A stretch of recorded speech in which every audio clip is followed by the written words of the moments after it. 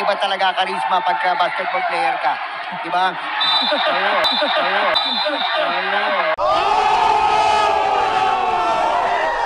Okay mga kapengyo, pag-usapan naman natin ngayon itong nga nangyari dito kay Gakonatics at Mark Pingris, na kung saan napakaraming nag-message sa akin sa JB Tan Vlogs ko sa aking page, at sinasabi nga nila, kapengyo, ano nangyari kay Pingris at Gakonatics? Ano ba yon? Totoo ba yon? Scripted? Actually, sa totoo lang mga kapengyo, hindi ko rin alam yung nangyari, at nung kundi nyo pa sinabi sa akin, hindi ko malalaman ngayong umaga. Kagabi pa pala nangyari to, kahapon nung laban nila dito nga sa Benguet. At hindi ko talaga alam mga kapengyo, at doon sa mga nagsasabing scripted, panoorin natin kung scripted nga to, at alam naman natin lahat mga kapengyo na dating magkasama po itong si Mark Pingris at si Gako sa Pure Foods, at bukod doon nagkasama rin sila sa PBA Moto Club, at alam naman natin lahat mga kapengyo, lahat tayo umidolo sa kanila, lahat tayo sinusubaybayan sila, pero sa pagkakataon na ito, yung pangyayari sa kanilang dalawa, hindi ko po talaga alam. All-star po ito laban sa PBA Moto Club at Binyan. At tara mga kapengyo, panoorin natin yung clip ng video. Current and Hindi siya professional basketball. Hindi lang naman basketball. Kaya kung mapapansin nyo, si Pingris, yun nga, yung papasahan ng bola ni number 18, at yung nakabantay sa kanya, itong si Gakonatics. Lang naman kasi PBA yan. Ayan, Pingris, umaatake. Basketball player ka. Gako nakadepensa. Ayun! Ayun. So, anong nangyari rito mga kapengyo, parang feeling ko ito sa aking opinion lang, na-outbalance etong si Gako, dahil si Pingris on the attack siya, si Gako more on defense siya. Then ngayon, ito si Pingris, syempre para makalapit siya doon sa papasukan ng bola, natural, medyo ibabardagol niya yung nagbabantay sa kanya, which is talagang ano naman ni Pingris yan, yung talagang ganyan talaga yung laruan ni Pingris ng ating Pinoy Sakuragi. At si Gako naman, syempre bilang depensa, bilang eksperyensado rin pagdating sa basketball, ginamit din niya yung kanyang depensa. Ang problema lang mga kapengyo, medyo malakas talaga yung Pingris, at na-outbalance dito si Gako. Pagka basketball player. Ayan, kita-kita nyo, yan, pang boom, ayun, medyo nadagukan nadagukan neto ni Gako etong si Pingris nang hindi naman sinasadya, kasi kung mapapansin nyo yung sa paa neto ni Gako, outbalance talaga siya mga kapengyo, doon sa pag doon sa pag usod sa kanya ni Pingris, sa puwersa.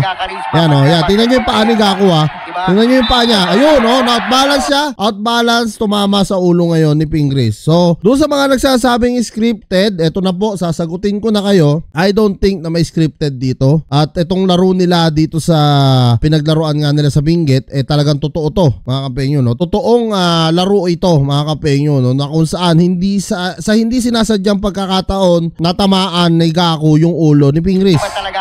Yan, ulitin natin. Yan, kita-kita nyo, pang boom, ayun. Doon nag-init ngayon, yan. Doon nag-init ngayon si Pingris, yan. So kung mapapansin nyo, si Jerwin, lumalapit siya kay Pingris, parang may sinasabi siya, pero hindi ko rin alam kung ano yung sinasabi niya. Pero mapapansin nyo sa video, kung talagang titignan nyo lang maigi mga kapengyo, yan, habang papalapit si Pingris, na naiinis na siya si Pingris, kumbaga napikon siya kay Gako, nakakala kasi niya sinasadya. Si Gako parang may sinasabi siya kay Pingris, ayun parang may sinasabi siya. Yan, dinuduro siya ni Pingris. Sa pangalawang pagkakataon, maglalapit ulit sila. Ayan, nilapitan ulit ni Pingris.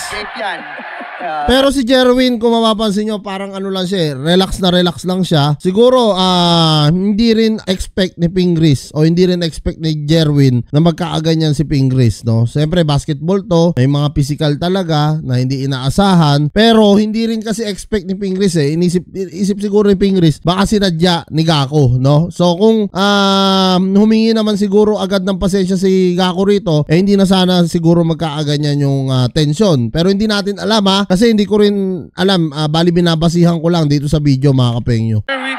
Yan pangalawa paglalapit, yan, medyo relax lang si Gako rito, pero si Pingris talagang inaano siya, talagang nilalapitan siya ni Pingris dito. 26-22. Sa mga hindi po nakakaalam, sa totoo lang, sobrang bait po ng dalawang to kasi na-meet ko na yung dalawa eh. At lalong-lalo na si Pingris din. Nakausap ko pa yan, nakaharapan ko pa yan sila. Napakabait po na tao niyan. Pero sa basketball, syempre nangyayari naman talaga yung initan. Gaya nito, nangyayari. So napakaraming nang babash kay Pingris kasi daw pikon, tumatanda na. Hindi naman po sa ganon. Syempre kahit man po kayo yung na ganon, no, so isipin mo, kunwari sinadya. Kunwari lang naman so yung feeling mo, puta gago to ba't sinasadya mo? So syempre mag-iinit ka, lalapitan mo yung player. So ganun po siguro yung nangyari kay Pingris. Pero at the end of the day, simula first quarter, pinanood ko to hanggang second, third, fourth, wala naman po nangyari na ulit na ganon. So ibig sabihin, sportsmanship pa rin yung namayagpag dito, 'di ba? So hindi lang siguro talaga sila nagkaintindihan na ito ni Jerwin at ni Pingris. At saka pangalawa, napakalalim po ng pinagsamahan ng dalawang to, no? Ng PBA Moto Club, pati sa Pure Food, sa magkasama sila. Napakalalim po ng pinagsamahan nila. So I don't think na alam mo 'yon, I don't think na sa ganyan kaliit na problema sisirain nila yung kanilang